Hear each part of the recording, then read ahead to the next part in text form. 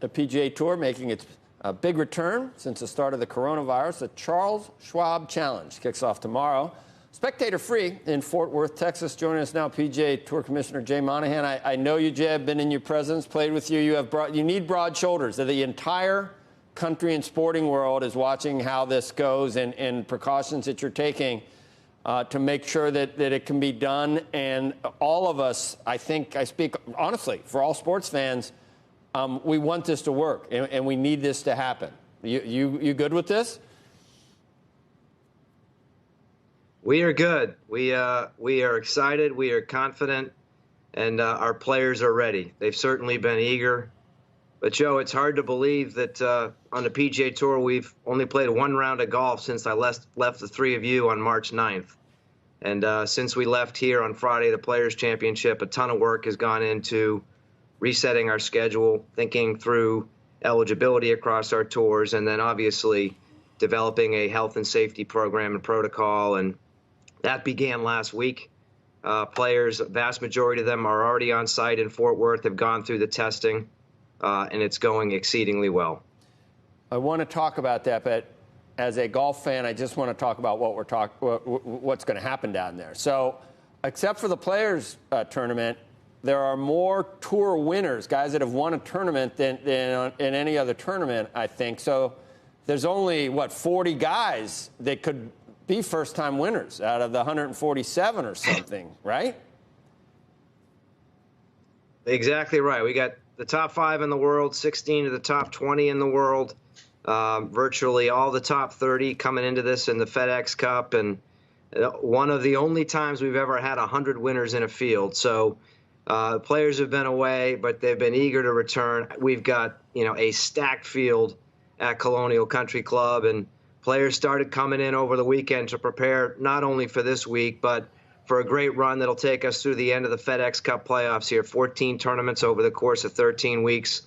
Like a lot of other sports, we're coming back in the heart of our season with a lot on the line, and you're going to see great fields in the weeks that follow. It's awesome, and Tiger's not going to be there, and I wish he'd be at every tournament. And I'm watching The Last Dance. The only guy even similar to Michael Jordan, I think, in terms of just dominating is someone like Tiger, and I wish he was there, but I don't know why he's not. But Rory has never played. He's number 1 now, right? McIlroy has never competed in this tournament, has he? Why not? And that should be good. And then you got, did we forget about Koepka and John Rahm? And, I mean, it is, not to say we don't need Tiger. I always wish he was there, but it's going to be great even without him in his absence. Joe, like I said, you're going to see the best players go on a run here, not only through the end of the FedEx Cup playoffs, but I think you're going to see a lot of play through the end of the year.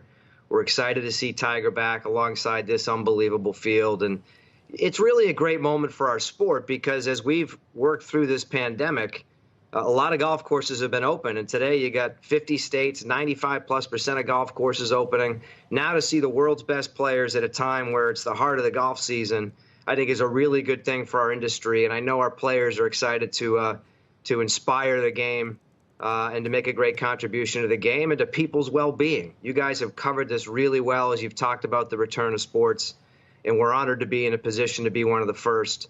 We've taken it very seriously. We feel like it's not only a responsibility to our players and our constituents, but as you see more and more sports standing back up online, this is a really important moment. And as you display this data, I will tell you that, when you talk about reopening, we sit here on Wednesday morning. We had every player and caddy, or virtually every player and caddy that was coming to Fort Worth tested last week.